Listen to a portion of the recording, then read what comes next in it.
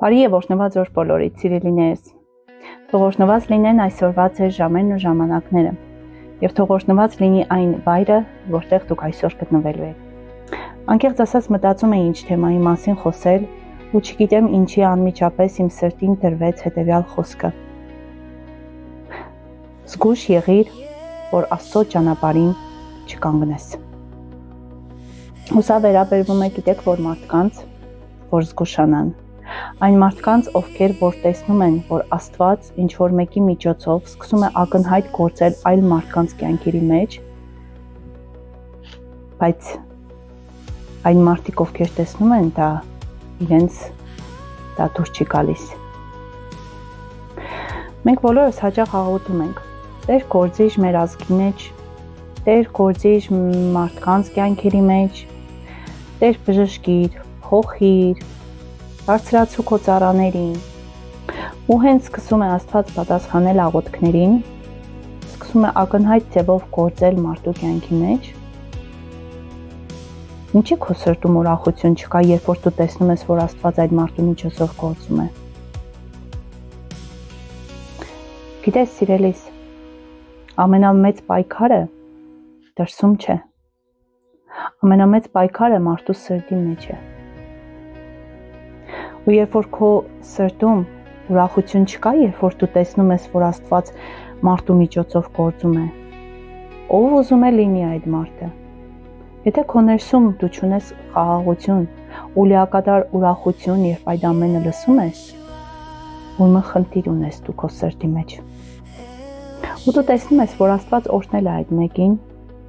եւ Աստված իր շնորհը առատորեն գործում է այդ մարդու կյանքի մեջ իր փառքը տարածելու համար։ Ինչ է առաջանում քո մեջ։ Ու ինչ է ծնվում քո սրտի մեջ։ Ուրախություն է ծնվում, թե համեմատություն։ Օրհնություն, թե կասկած։ Դու աղոթում ես այդ մարդու համար, թե քննադատություն է ծնվել։ Բայց գիտես, հարցը նրանում է, որ հենց Աստվածաշնչում խոսվում է Աստծո պարգևների մասին, որ Աստված յուրաքանչյուրին տվել է պարգև, ու Աստված գործածելու այդ պարգևը եւ շնորհը մարդու կյանքի մեջ։ Ոչ թե իմ ու քո փառքի տարածման համար, այլ Քրիստոսի մարմնի շինության համար։ Եթե մեր Աստված մեկին բարձրացնում է, դա չի նշանակում, որ քեզ մոռացել է։ Կամ եթե Աստված մեկին սկսել է օրհնել ու օգտագործել, դա չի նշանակում, որ քեզ պակաս է սիրում։ Սատանայի ամենահին հնարքներից մեկն է համեմատել մեկին մյուսի հետ։ Երբ որ տեսնում ենք մեկին մեջ ինչ-որ լավ բան, սկսել համեմատել։ Ու հենց այդ համեմատությունից էլ սկսվում է մարդու մեջ ծնվել նախանձ։ Նախանձից էլ գալիս է սառնություն, չարություն ու բաժանում։ Ու այդ համեմատությունը ոչ միայն աշխարհիկ մարդկանց մեջ է տեղի ունենում, այլ ցավոք սրտի նաև հոգևոր մարդկանց մեջ։ Ու այն հոգևոր մարդկանց մեջ, ովքեր տարիներ շարունակ ծառայում են Աստծուն։ Բայց Աստվածաշնչում մի տեղ կա, որը ոչ միայն մենք պետք է հիշենք, այլ մեր սրտում պետք է տաճված լինի այդ խոսքը։ Երկրորդ Կորինթացիների 5-րդ գլուխ 17-րդ խոսք։ Եթե մեկը Քրիստոսի մեջ է, ապա նա նոր է ստեղծված։ Հներն անցան եւ ամեն բան նոր եղավ։ Ու երբ որ Աստված սկսում է իր խոսքի համեմատ մարդու կյանքի մեջ նոր էջ բացել, սկսելով այդ մարդուն տարբեր բնակավարներում օգտագործել, ոչ միայն աշխարհիկները, այլև հոգևոր աշխարհի մարդիկ նայում են այդ մարդու մենակ հին էջերը։ Բայց մենք, քանի որ հավատարիմ ենք Աստծուն, մենք չենք ուզում վարվել այդպես ու նմանվել նրանց, ովքեր մարդուն անցյալով են նայում, եթե նույնիսկ Աստված անցյալով մարդուն չի նայում, ու թերթել ին էջերը, որովհետև եթե մենք էլ վարվենք նրանց պես ու թերթենք մարդկանց կյանքի հին էջերը, դժվար որևիցե մեկը պատվով դուրս գա Աստծո առաջ։ Բայց գոհություն ու փառք մեր ամենակարող Աստծուն, որը ողորմած է։ Եվ երբ որ մարդը իր սրտը ապաշխարում է ու Աստծուն է դարձի գալիս, Աստված ամեն բան ներում է, դնում է կողքի եւ սկսում է օգտագործել մարդուն իր փառքի համար, սրբելով, մաքրելով ու դարձնելով իր համար անոթ։ Ոչ մեկ թող չպարզենա, որովհետև հետիններն առաջիններ պետք է դառնան, առաջիններն էլ հետիններ պետք է դառնան։ Շատ ցավոտ է, որովհետև երբ որ տեսնում ենք Աստված տվյալ մարդուն ներել է, մենք հիշում ենք։ Աստված սկսում է վերականգնել, իսկ կողքինները հլը դատում են։ Ու վերջապես Աստված կանչել է այդ մարդուն, իսկ կողքինները կասկածի մեջ են։ Ու եկեք այս ամենը դատենք ոչ թե մարդկային տեսանկյունից, այլ հենց Աստծո խոսքի համեմատ։ Աստվածաշնչում հստակ նշվում է. Դավիթը մարդկանց համար հասարակ հովիվ էր, բայց Աստված նրան թագավոր էր տեսնում։ Հովսեփին եղբայրները վաճառեցին, բայց Աստված նրան դարձրավ ամբողջ ազգերի փրկության գործիք։ Պետրոսը 3 անգամ օրացավ Հիսուսին, բայց Հիսուսը ներեց, վերականգնեց եւ վստահեց նրան մեծ ծառայության մեջ։ Պողոսը հալածում էր եկեղեցին, բայց Աստված նրան դարձրեց ամենահզոր քարոզիչներից մեկը։ Եթե այսօր Աստված որոշել է նայել ապաշխարած մարդու կյանքի ապագային, զգույշ լինենք, որ մենք անցյալով չապրենք, որովհետև վաղը այդ մարդուն Աստված իր զորությամբ օգտագործելու է իր փառքի տարածման համար։ Չէ՞ որ սկզբում Դավիթին ոչ մեկ չէր պատկերացնում որպես թագավոր։ Պողոսին չէին վստահում, Հովսեփին չէին հավատում, իսկ մեր Աստված, երբ որ որոշում է կանչել ինչ-որ մեկին իր փառքի համար օգտագործելու, ոչ մեկի կարծիքը չի հարցնում։ Ու երբ որ Աստված սկսեց տվյալ մարդու կյանքում գործել, ով էլ լինի, դա չի կանգնեցնի։ Այսօր քեզ հարց տամ, լինես աշխարհի մարդ կամ լինես հոգևոր դաշտի մարդ, արդյոք ուրախանում ես, երբ որ մարդը սկսում է գործել ինչ-որ մեկի կյանքում։ Արդյոք աղոթում ես, որ Աստված ավելի զորությամբ օգտագործի նրան։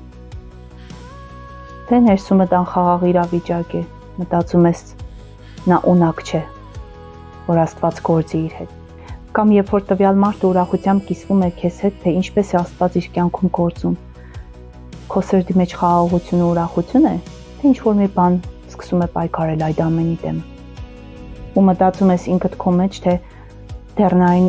կարգավիճակին չէ, որ Աստված նրան օգտագործի։ Բայց գիտես,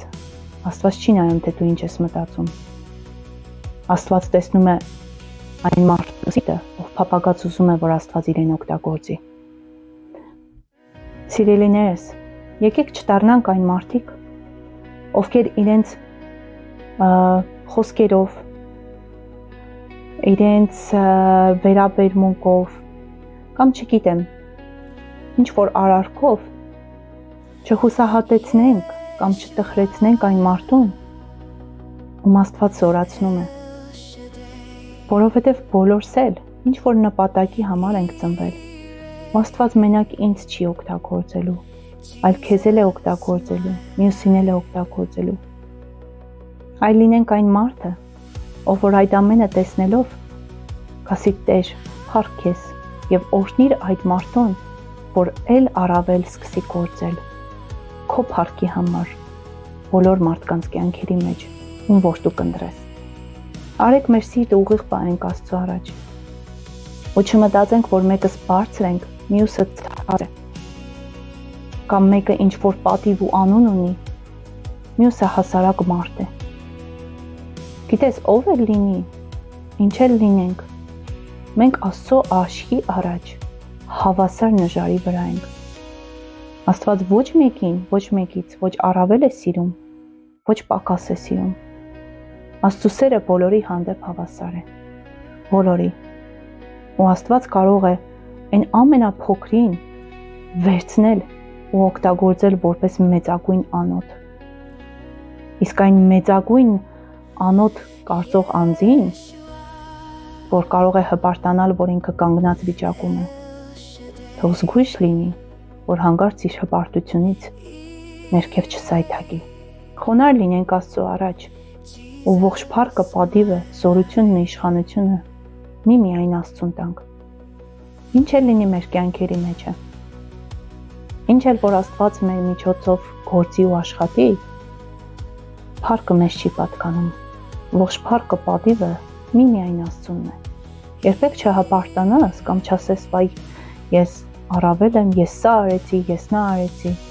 Ոչ, չկա ես։ Կա միայն Աստված, որ գործում է մեր կյանքերի մեջ, որ գործում է մեր սրտերի հետ ու գործում է մեր միջոցով այլ մարդկանց կյանքերի մեջ։